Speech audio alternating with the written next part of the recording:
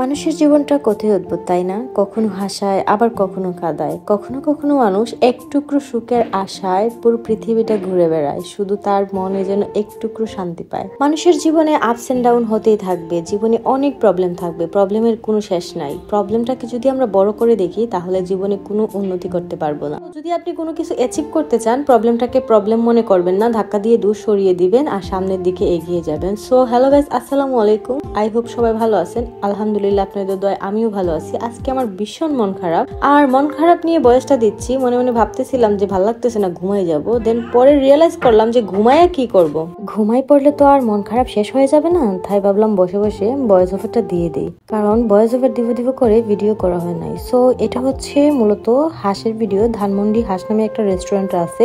এটা খুব সুন্দর এনভায়রনমেন্ট, একদম এস্থেটিক একটা ভাইবস আছে রেস্টুরেন্টের মধ্যে। যদিও অল্প একটু স্পেসের মধ্যে রেস্টুরেন্টটা, তাও হচ্ছে বেশ ভালো লাগছে আমার কাছে। বেশ কয়েকদিন ধরেই দেখতেছিলাম অনেক রিভিউ এই রেস্টুরেন্টটা নিয়ে। এটা হচ্ছে আপনাদের সীমান্ত সম্ভারের ওই দিক দিয়ে ধানমন্ডিতেই পড়ছে রেস্টুরেন্টটা। হাঁস অনেকেই চিনে থাকবেন, এটা রিসেন্টলি অনেক ভাইরাল একটা রেস্টুরেন্ট। সো শুক্রবার হলে এমনিতে আমরা জায়গা খুঁজি কোথায় যাব। দেন ভাবলাম যেহেতু এটা বাসার কাছে আছে এখানেই যাই। আর আমরা এসেই হচ্ছে একটা ওয়েলকাম ড্রিঙ্কস দেয় আমাদেরকে, ওইটা খেয়ে নেই। তারপরে এখানে অর্ডারটা দেওয়ার পরে আমরা একটু সময় বসে আড্ডা দিই, গল্প করি, কিছু ছবি ভিডিও নেই আপনাদের জন্য। দেন হচ্ছে আমাদের খাবারটা চলে আসে। স্টার্টার হিসেবে আমরা নিয়ে নিই চিকেন পপকর্ন, সাথে ছিল ফ্রেঞ্চ ফ্রাই উইথ সালাদ, আর সস তো মাস্ট থাকবে। আর মেইন ডিশ হিসেবে আমরা হচ্ছে একটা রাইস প্ল্যাটার অর্ডার করি, যেহেতু আমি দুপুরে খাই নাই, খাওয়া লাগবে। এটাতে ছিল গার্লিক রাইস, সাথে ছিল ম্যাশ পটেটো আর বোনলেস চিকেন লেগ পিস ছিল। আর আমরা হচ্ছে একটা পেস্ট্রি নেই, রেড ভেলভেট পেস্ট্রিটা অর্ডার করি। এটা খুব ভাল লাগে আমার খেতে। এটা ছিল লুক লাইক ডিলিশিয়াস, দেখতে যেমন সুন্দর, খেতেও খুবই ডেলিশিয়াস ছিল। অ্যাপিটাইজারের প্রাইস ছিল 490 সামথিং। রাইস প্ল্যাটারের প্রাইস ছিল 680-90 এর মতো। আমার এক্সাক্ট প্রাইসটা আসলে মনে নাই। আর পেস্ট্রিটা সামথিং 300 টাকার মতো ছিল, মেবি, আমার মনে নাই আসলে এক্সাক্ট প্রাইসগুলা। সো খাবারটা আসলে ভালোই ছিল, টেস্ট পাইছি, খেয়ে আমার ভালো লাগছে।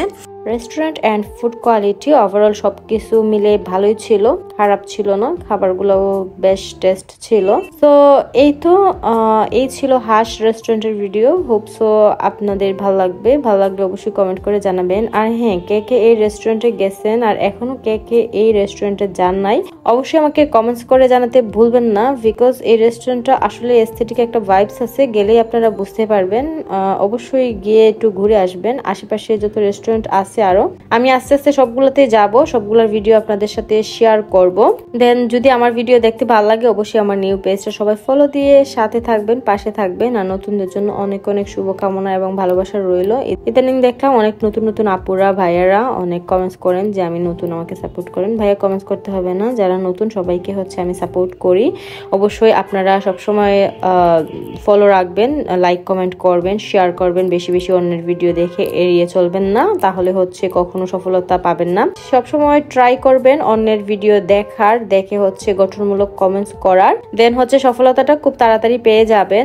যাদের হচ্ছে ভিউ হয় না, তারা বেশি করে মানুষের ভিডিও দেখবেন, কমেন্টস করবেন, দেখবেন আপনাদের ওইটাতে মানুষ হচ্ছে ঘুরে আসবে। আপনি যদি কমেন্টসই না করেন তাহলে তো আপনার পেজটা একজনের সামনে শো করবে না। আপনার পেজটা যদি একজনের সামনে শো করে, তখনই কিন্তু ওই মানুষটা আপনার পেজে ঢুকে দেখবে যে আপনার কামগুলো আপনি কি করতেছেন কি না করতেছেন। সো তখন যদি আপনার ভিডিও ওনাদের কাছে ভালো লাগে, অবশ্যই আপনাকে ফলো দিবে।